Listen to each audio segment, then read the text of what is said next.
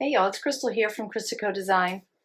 Today we are making a super simple single crochet dishcloth.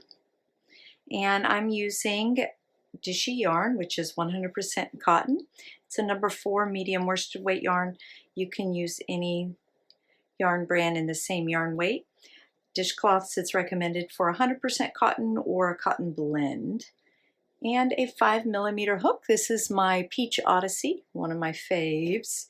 Okay, my other notions I'll need: yarn needle sewing ends, scissors to cut those ends, and a measuring tape to check my progress.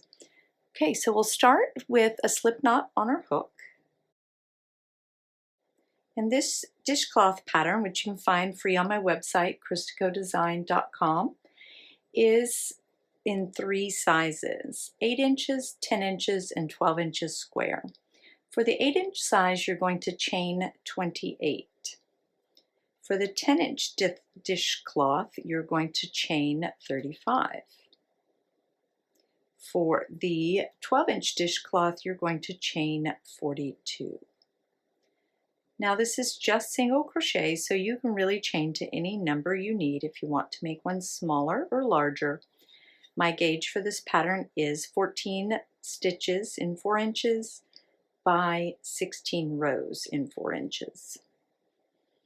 Just remember that one chain is a turning chain, so even though I'm going to chain 28 here, I will only end with 27 stitches. Okay, after you've reached your chain length, you're going to skip the first chain, the one right next to your hook. The loop on your hook does not count as a stitch for crochet. And in the second chain from your hook, you're going to place a single crochet. Now I'm going to roll my chain over and work under the back loop, which is right here. Insert my hook, yarn over, pull up a loop, 2 loops on my hook, yarn over, pull through 2. That's my first single crochet of the row. Now I'll repeat that in the next chain. And then in each chain across.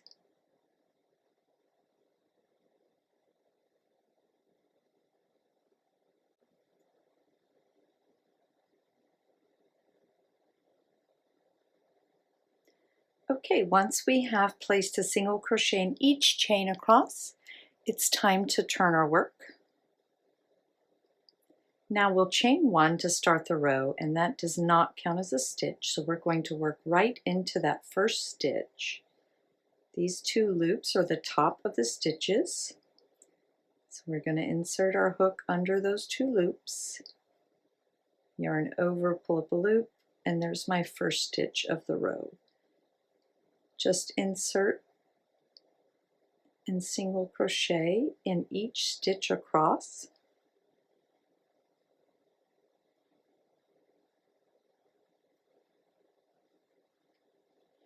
All the way to the end of the row.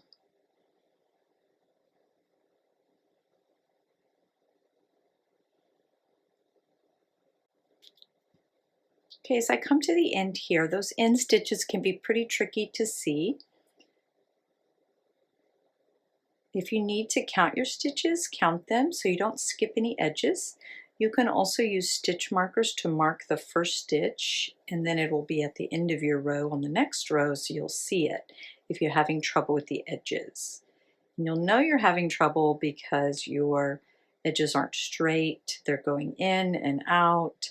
I just remember when I first learned to crochet, I didn't know what I was looking at or what I was doing, obviously, and those edge stitches were the worst. Takes a little while to figure out what you're doing. Okay, so now we're just working a 1 row repeat, chain 1, single crochet in the same stitch and in each stitch across for the height of your project. So if you're working an 8-inch square dishcloth, you're going to work till it measures 8 inches. Same for 10 and 12 or any size that you want. And then we'll come back together and I'll show you how to finish it up with a nice border around. Okay, once my dishcloth is as tall as it needs to be, you can stop and add a single crochet border around. You don't have to, you can leave it just like this. I'm going to chain one, and I'm going to go into that same spot there, but along the edge instead of under the stitch, in the side of it. I try to go under 2 loops and just make a single crochet there. And then I'm going to continue adding single crochet stitches down the edge here. Usually you'll put 1 single crochet stitch per row, since they are similar in height and width. But you don't need it to be exact. Just as long as you're not skipping over and going way over here, that's obviously too much. And if you put too many too close together, you'll be able to tell it starts getting wavy or ruffly.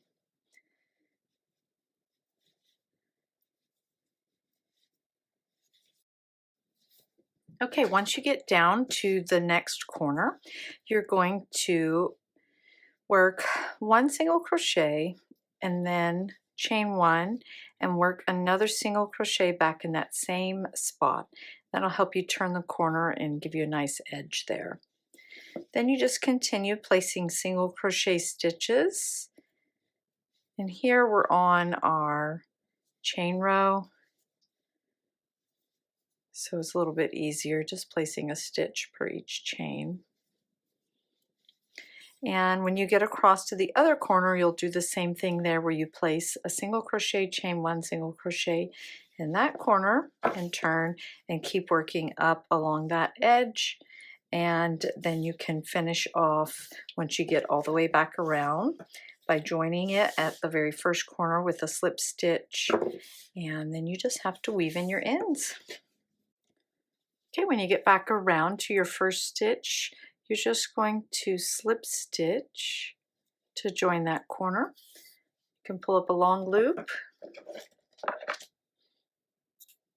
and cut that, and then now you are ready to weave in your ends. You'll need your yarn needle.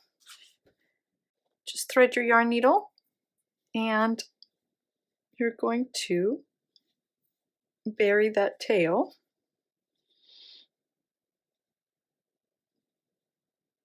in your stitches.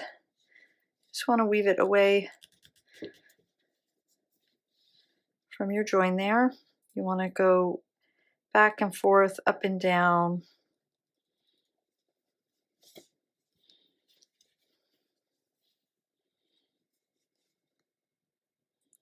So that it doesn't chance getting pulled out. It can take quite a bit of time to weave them in, but it's important so that it doesn't, your project doesn't come apart.